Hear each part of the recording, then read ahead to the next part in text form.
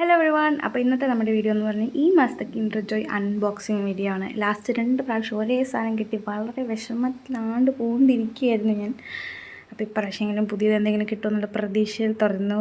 കൊള്ളാം, നല്ലതായിരുന്നു, വളരെ നല്ലതായിരുന്നു, കാണാൻ നല്ല രസമുണ്ടായിരുന്നു കേട്ടോ. നല്ല ക്വാളിറ്റിയുള്ള ടോയ് ആയിരുന്നു. ചിലത് വെറും പ്ലാസ്റ്റിക് പോലെയൊക്കെ വരാറുണ്ട്, ഒരു രസമില്ലാണ്ട്.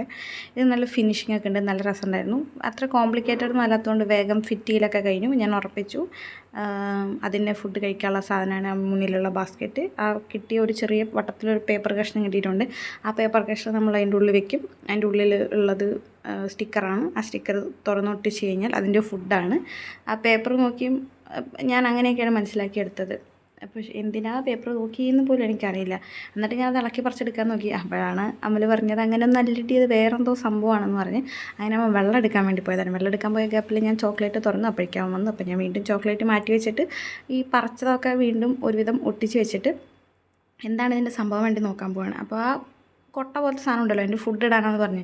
അത് ഫുഡ് ഇടാനല്ലായിരുന്നു, ആക്ച്വലി വെള്ളം ഒഴിച്ച് വെക്കാനുള്ളതായിരുന്നു. വെള്ളം ഒഴിച്ച് വെച്ചിട്ട് നമുക്ക് കിട്ടിയ റൗണ്ട് പേപ്പറിൻ്റെ സാധനം ഉണ്ടല്ലോ, അതിൽ ഇതുപോലെ ഇങ്ങനെ വെള്ളമാക്കണം. അപ്പോൾ ഇതിങ്ങനെ വെള്ളമാക്കി വെറ്റായിട്ട് വരുമല്ലോ. അപ്പോൾ വെറ്റായിട്ട് വരുമ്പോൾ ഇന്ന് ഡയമണ്ട്സ് ഒക്കെ വരും.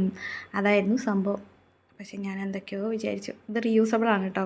ഡ്രൈ ആകുമ്പോൾ വീണ്ടും പൊയ്ക്കോളും. അപ്പോൾ അത്രയ്ക്കുള്ളൂ. ബൈ.